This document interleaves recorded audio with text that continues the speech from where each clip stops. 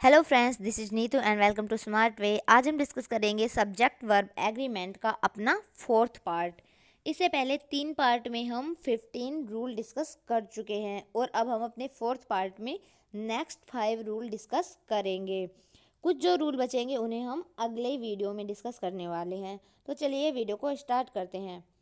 हमारा जो 16th rule है वो है, इस रूल को आपने पहले भी देखा होगा कि इस रूल को हमने पढ़ा था इससे पहले जब हमने लिंकिंग डिवाइसेज यानी कि जब हमने स्टार्ट किया था अपना सेशन रीड का।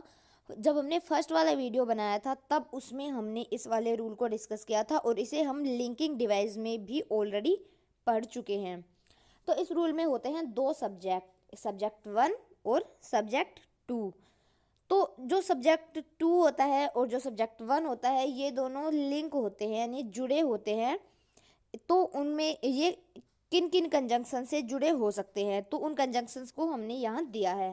फर्स्ट है with, together with, long with, as well as, but, like, besides, unlike, including, excluding and not, in addition to, as, rather than, led by and governed by. तो ये जो हमें ये यहाँ पर कंजंक्शंस दिए हैं, इन कंजंक्शन के द्वारा सब्जेक्ट 1 और सब्जेक्ट 2 जुड़े होते हैं यानी लिंक होते हैं। अगर सब्जेक्ट 1 और 2 इस तरह के यानी जो हमने यहाँ पर जो कंजंक्शंस देखे हैं अगर इनमें से किसी कंजंक्शन से जुड़े हों तो वहाँ पर जो वर्ब यूज होती है वो यूज होगी सब्जेक्ट 1 के अकॉर्डिंग। आप यहाँ पे देख पा रहे हैं verb will use according to S1। तो यहाँ पर जो सब्जेक्ट जो मेन होगा वो होगा सब्जेक्ट 1, बिकॉज यहाँ पे जो वर्ब यूज होगी वो सब्जेक्ट 1 के अकॉर्डिंग ही होगी, क्योंकि यहाँ पर जो मेन सब्जेक्ट होता है वो होता है सब्जेक्ट 1। जो सब्जेक्ट 2 होता है उससे तो उस सब्जेक्ट की सिर्फ कंपैरिजन की जाती है। सो आपको समझ में आ गया होगा कि हमारे पास एक सेंटेंस में 2 सब्जेक्ट होंगे और वो दोनों सब्जेक्ट इनमें से किसी एक कंजंक्शन से जुड़े होंगे। वैसे जब हम देखते हैं मेनली तो ज़्यादातर जो एग्जाम्पल्स हमें मिलते हैं अभी तक के एग्जाम्स में जो भी आए हैं उनमें विथ है, together with, along with, as well as, but, like, besides, बस यही कुछ है। गवर्नड बाई, लेड बाई और रादर देन, ऐसे बहुत कम एग्जाम्पल्स हैं जो हमें देखने को मिलते हैं। जो मेनली जो एग्जाम्पल्स जो हमें देखने को मिलते हैं वो है ये शुरू के 6 एग्जाम्पल्स। तो आप इन्हें देख लीजिए, इन 6-7 एग्जाम्पल्स हैं, ज़्यादातर हमें इन्हीं के मिलते हैं। तो जब यहाँ पर इसे अगर हमें कोई ऐसा सेंटेंस मिलता है तब हम वहाँ पर जो वर्ब यूज करेंगे वो सब्जेक्ट 1 के अकॉर्डिंग करेंगे। तो चलिए अब हम इसके कुछ एग्जाम्पल्स देख लेते हैं। फर्स्ट एग्जाम्पल है, Prince along with his friends is watching TV, कि प्रिंस अपने दोस्तों के साथ टीवी देख रहा है। तो यहाँ पर जो सेंस निकल रहा है इसका, तो वो सेंस यही निकल रहा है कि प्रिंस टीवी देख रहा है बट उसके साथ में उसके दोस्त भी बैठे हैं, बट फिर भी जो यहाँ पर मेन जो सब्जेक्ट होगा वो होगा सब्जेक्ट 1 यानी कि प्रिंस।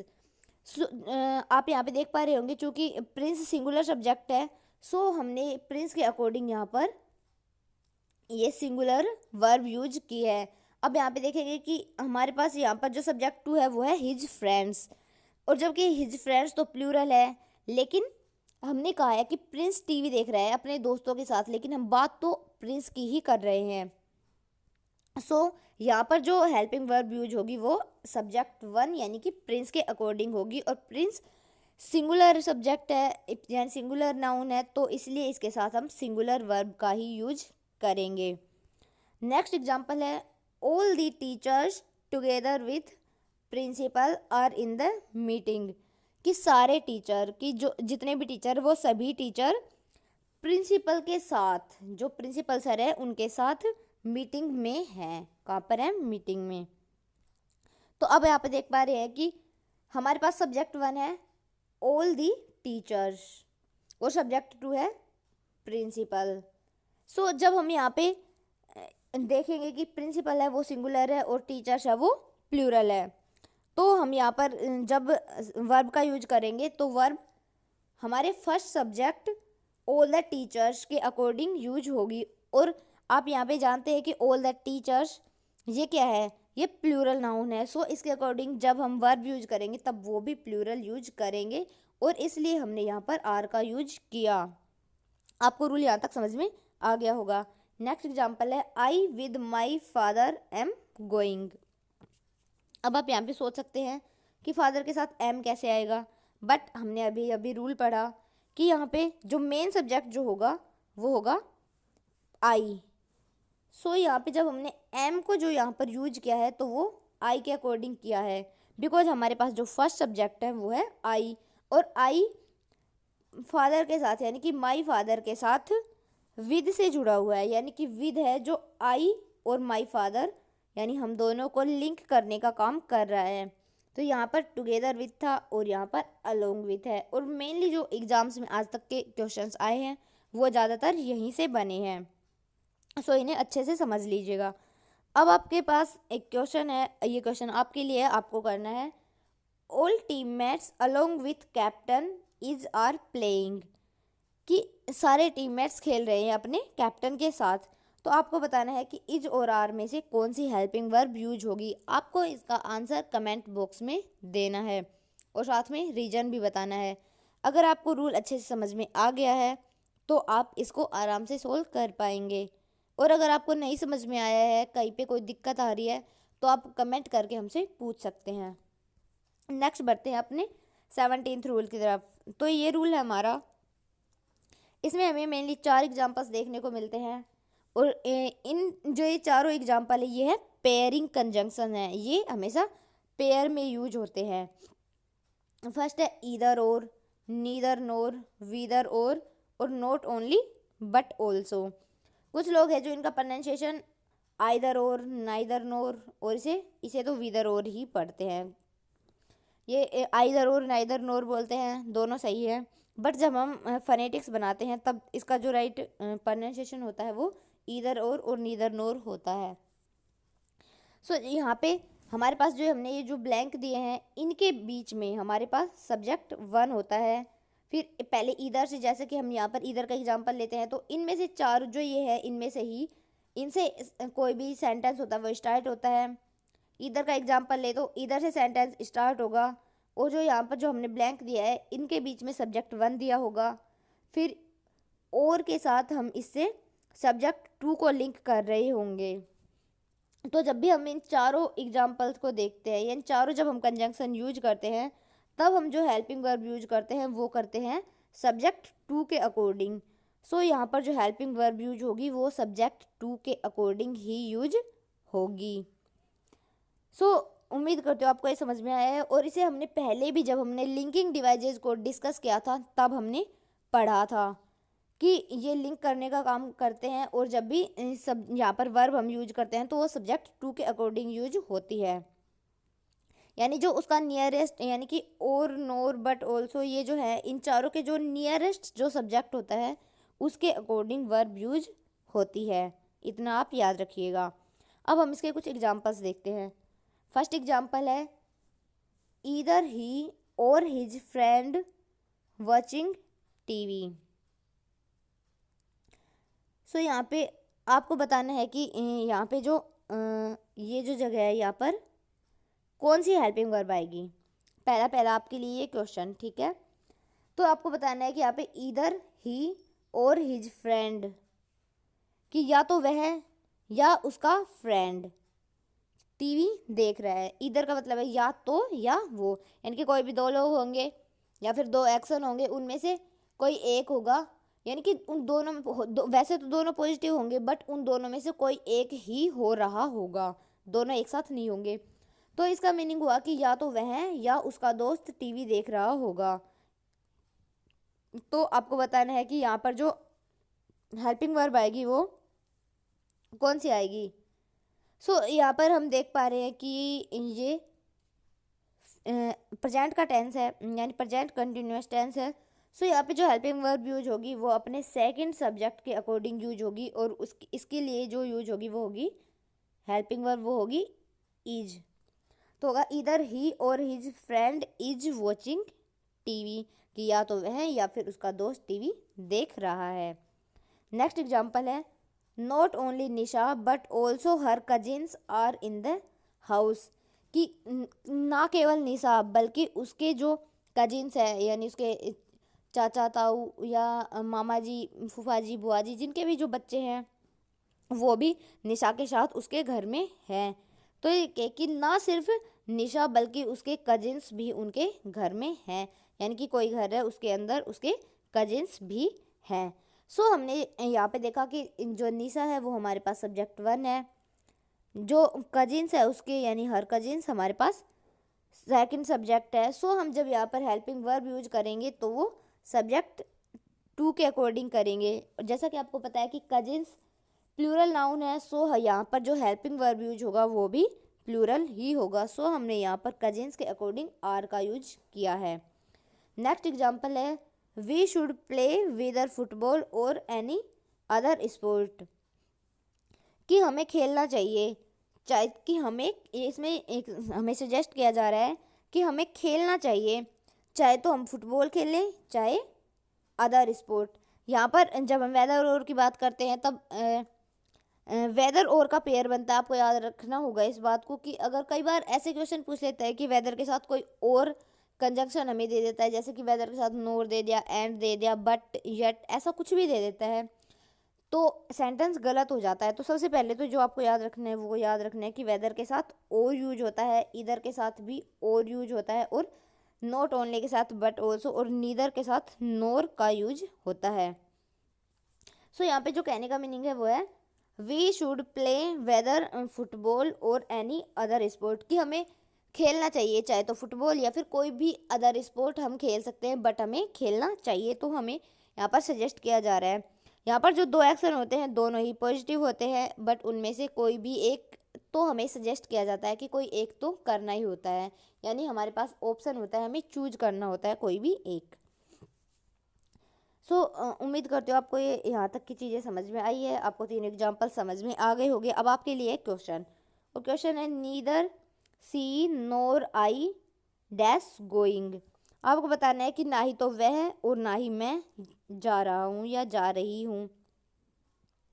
तो आपको बताना है कि यहाँ पर इस ब्लैंक में कौन सी हेल्पिंग वर्ब फील होगी। इसका आंसर आपको नीचे कमेंट बॉक्स में देना है, ये आपके लिए क्वेश्चन। नेक्स्ट हम बढ़ते हैं 18th रूल की तरफ। 18th जो रूल है उसमें हम देखेंगे कि हमारे पास कंडीशन होती है। फर्स्ट कंडीशन में होगा कि हमें एक प्लूरल नंबर दिया होगा, यानी प्लूरल नंबर 1 के अलावा कोई भी, जैसे 2, 3, 4, 10, 50, 100, 1000, जितना भी दिया होगा, यानी कोई भी एक प्लूरल नंबर हमें दिया होगा, और प्लूरल नंबर के साथ हमें प्लूरल नाउन दिया होगा। प्लूरल नाउन होगा तो आपको पता है कि प्लूरल जब होगा तो वो ऑब्वियसली कैसा होगा, काउंटेबल होगा। सो प्लूरल नाउन हमेशा काउंटेबल होते हैं, बिकॉज जो अनकाउंटेबल नाउन्स होते हैं वो हमेशा सिंगुलर में ही यूज होते हैं। सो प्लूरल नाउन के हमें यानी प्लूरल नाउन में हमें क्या क्या दिया जा सकता है वो यहाँ पे देखिए कि प्लूरल नाउन में हमें डिस्टेंस दिया जा सकता है, हाइट दी जा सकती है, सम ऑफ मनी दिया जा सकता है, ड्यूरेशन, वेट, यानी इनमें से कुछ भी दिया जा सकता है। और भी कोई भी चीज़ जैसे हम मीटर की बात करें, यानी कि डिस्टेंस, यानी कि मीटर, किलोमीटर वगैरह की बात करते हैं तो वो डिस्टेंस में आते हैं। अगर हम हाइट की बात करें तो कुछ फिट भी हो सकती है, कुछ मीटर भी हो सकती है। तो अब जैसे हाइट मापने की जितनी भी यूनिट्स होती है उनको हम हाइट के इसमें इंक्लूड कर देंगे। सम ऑफ मनी यानी कि मनी होगा जितना भी, जैसे कि 1000 हुआ, 1 लाख हुआ, जितने भी यहाँ पर जितने का भी सम होगा, बस इतना है कि ये प्लूरल होगा। ड्यूरेशन कोई हमें दिया जा सकता है, ये भी प्लूरल होगा, और वेट भी, ये भी प्लूरल होगा। इनमें हम यानी ड्यूरेशन मापने के जितने भी यूनिट्स होते हैं, वेट मापने के होते हैं, distance, height, sum of money मापने के जितने भी हमारे पास यूनिट्स होते हैं उनमें से कोई भी हमें दिया जा सकता है। बट आपको पता है कि जैसे कि अगर ये जो होगा प्लूरल नाउन होगा, और ये आपको पता है कि distance, height, sum of money, duration, weight, ये सब डेफिनेट होते हैं। ये कैसे नाउन होते हैं, ये डेफिनेट नाउन होते हैं, इन्हें हम डेफिनेट यानी कि निश्चित होते हैं, इन्हें हम गिन सकते हैं, माप सकते हैं, यानी इन्हें हम नंबर्स में भी लिख सकते हैं।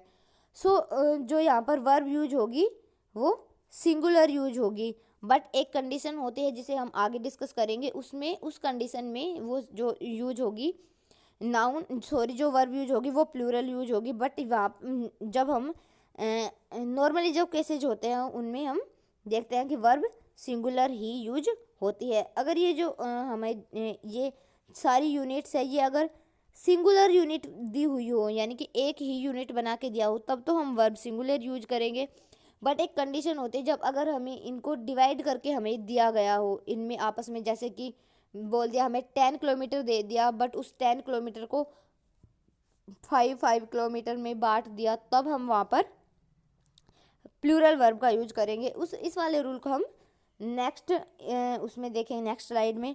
तो पहले हम इसके एग्जांपल्स देख लेते हैं। यहाँ पर फर्स्ट एग्जांपल है 15 km is a long distance to cover on foot, कि 15 किलोमीटर एक लंबी दूरी है अगर हम उसे पैदल चलकर यानी पैरों पर चलकर पूरा करें तो, कवर करें तो। आपको पता है कि अगर पैदल चल के मापा जाए तो हम जानते हैं कि 15 किलोमीटर काफ़ी लॉन्ग डिस्टेंस है।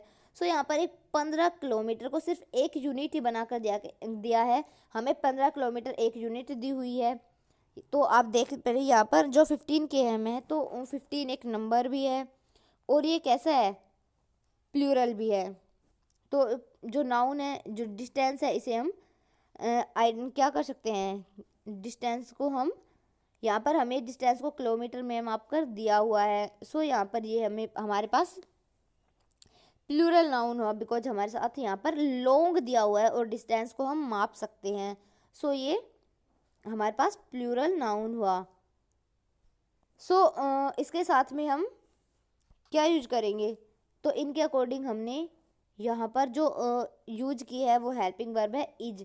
और जैसा कि हमने पढ़ा था कि हमें एक प्लूरल नंबर दिया होगा उसके साथ प्लूरल नाउन दी होगी, बट फिर भी ये जो सब्जेक्ट बना रहे होंगे अगर ये एक ही यूनिट बनाते हैं तब ये सब्जेक्ट सिंगुलर बनाते हैं, और सिंगुलर सब्जेक्ट के अकॉर्डिंग हमने यहाँ पर सिंगुलर हेल्पिंग वर्ब जो कि इज है का यूज किया है। अगर हमें 15 किलोमीटर को डिवाइड करके दिया होता तब हम यहाँ पर आर का यूज करते।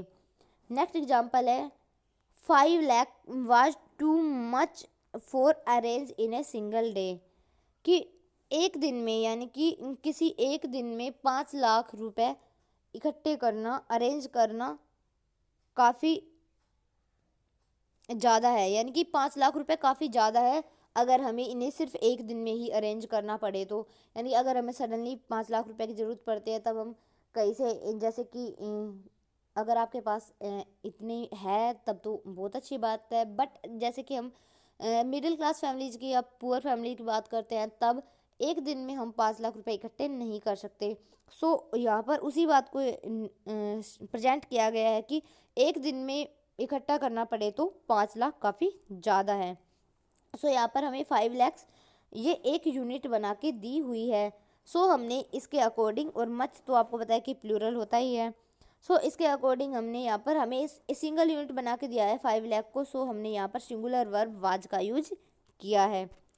नेक्स्ट एग्जाम्पल है 120 kg is too heavy for anyone to carry on his head, कि 120 किलो यानी कि 120 kg को अगर हम अपने सर पे कैरी करें यानी अपने सर पे लेकर कहीं जाएं कहीं चले तो ये काफ़ी भारी है, काफ़ी हैवी होगा।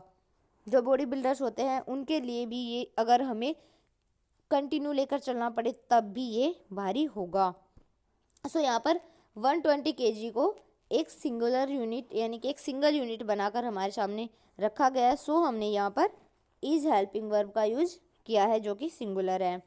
नेक्स्ट अब आपके लिए एक क्वेश्चन है, और क्वेश्चन है a duration of 10 months is are more than enough to finish it, कि कोई काम है उसको फिनिश करने के लिए 10 मंथ का जो ड्यूरेशन है वो काफ़ी है। सो आपको बताना है कि इसमें इज और आर में से कौन सी हेल्पिंग वर्ब यूज होगी।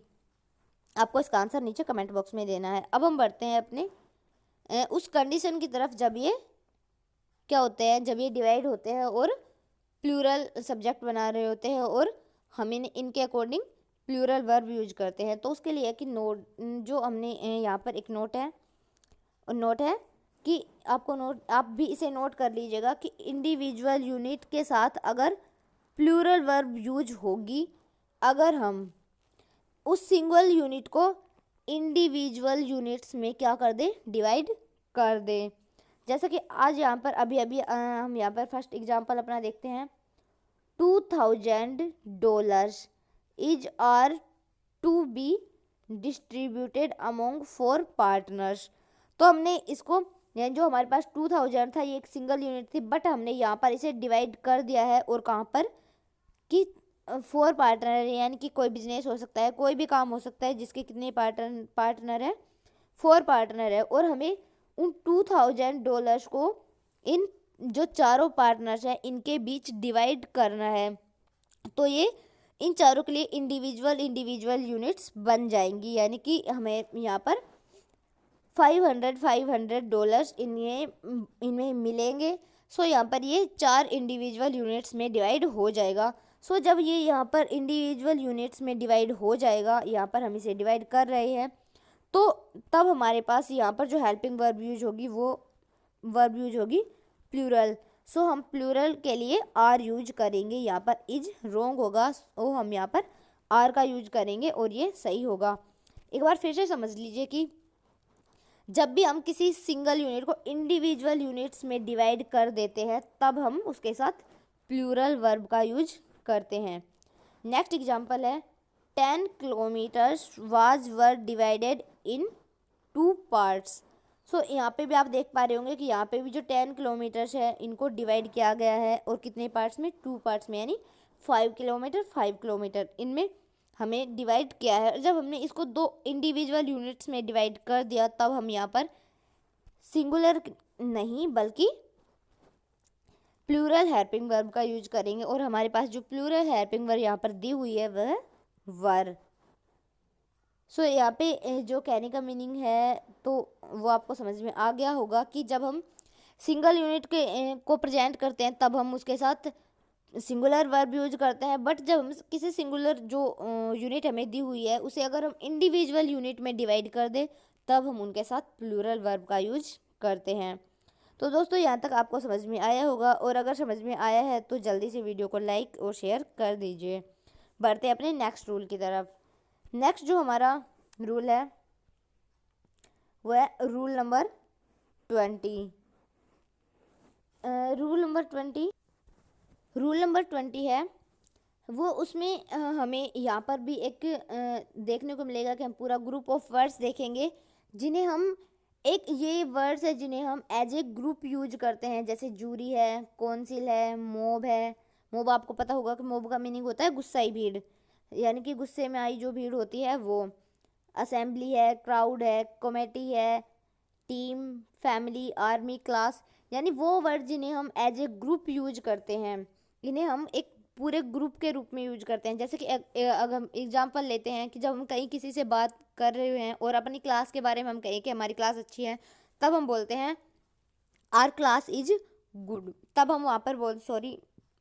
हम कहते हैं कि आर क्लास इज गुड, कि हमारी क्लास है वो अच्छी है, जबकि हमें पता है कि हमारे क्लास में बहुत सारे स्टूडेंट हैं, बट फिर भी हम कहते हैं कि आर क्लास इज गुड। तो हम यहाँ पर क्लास के साथ इज यूज करते हैं बिकॉज हम वहाँ पर पूरी क्लास को एक ग्रुप में बात कर रहे हैं उस पूरी क्लास के बारे में। सो यहाँ पर हम इसे एक ग्रुप के बारे में जब यानी एज ए ग्रुप यूज करते हैं तब हम इनके साथ सिंगुलर वर्ब यूज करते हैं। और अगर हमें इंडिविजुअल किसी पर्सन की बात करें तब हम उसे डिवाइड कर देते हैं, तब हम प्लूरल वर्ब यूज करेंगे। तो अब यहाँ पर दिया गया है कि ये जो वर्ड है जिन्हें हम ग्रुप के लिए यूज करते हैं मेनली, सो यहाँ पर 2 कंडीशन होगी। अगर हम इसे as a single unit use करते हैं तब तो हम यहाँ पर सिंगुलर वर्ब यूज करेंगे, बट जब हम इसे इंडिविजुअल यूनिट बना देते हैं, यानी इसे भी जब हम इन वर्ड्स को भी जब हम इंडिविजुअल यूनिट्स में डिवाइड कर देते हैं तब हम इनके साथ प्लूरल वर्ब का यूज करते हैं। सो आप यहाँ पर इन वर्ड को एक बार फिर से देख लीजिए, जैसे जूरी है, council, mob, assembly, crowd, committee, team, family, army, class, ये जो वर्ड है ये एक पूरे ग्रुप को रिप्रेजेंट करने के लिए हम यूज करते हैं। तो जब ये as a single unit use होते हैं तब इनके साथ वर्ब सिंगुलर यूज करते हैं, बट अगर ये इनको हम इंडिविजुअल यूनिट में डिवाइड कर दे तब हम इनके साथ में प्लूरल वर्ब का यूज करते हैं। तो अब हम देखते हैं इसके एग्जाम्पल्स। इसका फर्स्ट एग्जाम्पल है, this committee was were divided in their opinions. कि जो कमेटी थी, यानी कि किसी कमेटी की बात हो रही है कि यह कमेटी बट गई थी। कैसे डिवाइड हो गई थी, यानी बट गई थी अपने ओपिनियंस, यानी कि अपनी अपनी राय में यह कमेटी बट गई थी। सो यहाँ पर हमने इसको डिवाइड किया है, यानी कि कमेटी वर्ड है जो एक पूरे के पूरे ग्रुप को रिप्रेजेंट करता है, बट यहाँ पर हमने इसे डिवाइड कर दिया है किसे कि जो लोग थे, जो उस कमेटी के जो मेंबर्स थे, वो लोग अपने अपने ओपिनियंस के साथ डिवाइड हो गए। यानी कि सब जैसे कि 4-5 लोग थे तो उन चारों ने अलग अलग राय बना ली, या फिर उन्होंने कोई 2 राय बना ली और उनमें 2 पार्टियों में बट गई ये कोई कमेटी। तो यहाँ पर हमें चाहे जैसे भी हुआ, बट हमारी ये कमेटी बट चुकी है, इनकी अलग अलग राय हो चुकी है।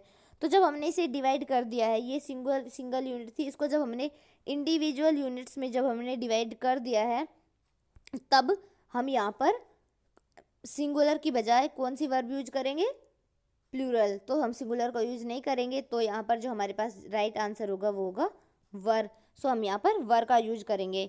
नेक्स्ट एग्जाम्पल है, the jury was unanimous in this decision.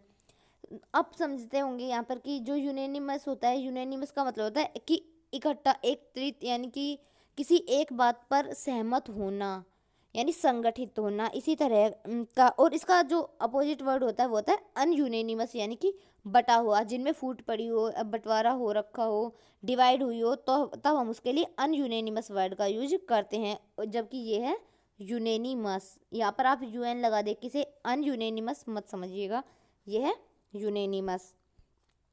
यहाँ पर देखा है कि यहाँ पर जूरी है और जूरी यूनेनिमस थी, यानी कि किसी एक बात पर संगठित थी, किसी एक डिसीजन पर, यानी कि कोई भी एक डिसीजन था तो उसी ही डिसीजन पर, यानी कि कोई भी एक डिसीजन था, कोई भी किसी भी ह्यूमन ने लिया हो, तो उस पर जो एक पूरी जूरी थी वो यूनेनिमस थी। तो जैसा कि आपको पता है कि जूरी में जब हम कोई फैसला, यानी जज साहब जब कोई फैसला सुनाते हैं तब वो पूरा या वहाँ के जो सारे लोग होते हैं, यानी कि जो सारे एविडेंस होते हैं वो किसी एक डिसीजन पर पहुँचने में मदद करते हैं, वो यूनेनिमस होते हैं, तब वहाँ पर कोई फैसला दिया जाता है। यहाँ पर है कि जूरी की, हाँ जूरी में अनयूनेनिमस भी हो जाती है क्योंकि 2 पक्ष होते हैं, तो तब अगर ये अनयूनेनिमस होती तब हम वहाँ पर प्लूरल वर्ब का यूज करते हैं। बट हमारे पास यहाँ पर जूरी यूनेनिमस थी तो हमने यहाँ पर सिंगुलर वर्ब वाज का यूज किया है, तो यहाँ पर वाज सही होगा। अगर हम यूनेनिमस के साथ में अन लगा दें और ये अनयूनेनिमस हो जाता तो यहाँ पर हम वाज की बजाय वर का यूज करते, बिकॉज फिर ये डिवाइड हो जाती। कौन, जूरी। उम्मीद करती हूँ आपको ये दोनों ही बातें समझ में आई है। नेक्स्ट एग्जाम्पल है हमारा, the council is are working in 3 groups.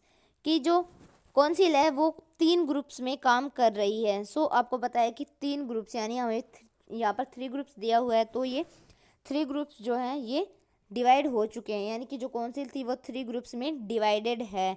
हम यहाँ पर प्लूरल वर्ब का यूज करेंगे, तो यहाँ पर हमारे पास आर राइट आंसर होगा। तो आपके लिए अब एक क्वेश्चन है, वो है, mob was were unanimous on that topic. कि जो मोब थी वो किसी एक टॉपिक पर, यानी कि उस किसी टॉपिक की बात की जा रही है, उसकी तरफ यहाँ पर इशारा करते हुए कहा जा रहा है कि मोब उस टॉपिक पर यूनेनिमस थी, संगठित थी, एक माना हुआ था उसे, यानी एकत्रित थी। तो आपको बताना है कि यहाँ पर वाज और वर में से कौन सी हेल्पिंग वर्ब यूज होगी। उम्मीद करती हूँ कि आज की क्लास में आपको सब कुछ समझ में आया है, और अगर कुछ ना समझ में आया है तो आप हमें कमेंट बॉक्स में पूछ सकते हैं, मैं सभी के आंसर देती हूँ। अगर आपको वीडियो पसंद आया है तो वीडियो को शेयर करें, लाइक करें, चैनल को सब्सक्राइब करें, और finally thanks for watching, B smiling. हंसते रहिए, मुस्कुराते रहिए, पढ़ते रहिए। मिलते हैं अपने नेक्स्ट वीडियो में, तब तक के लिए टेक केयर। जय हिंद, जय भारत।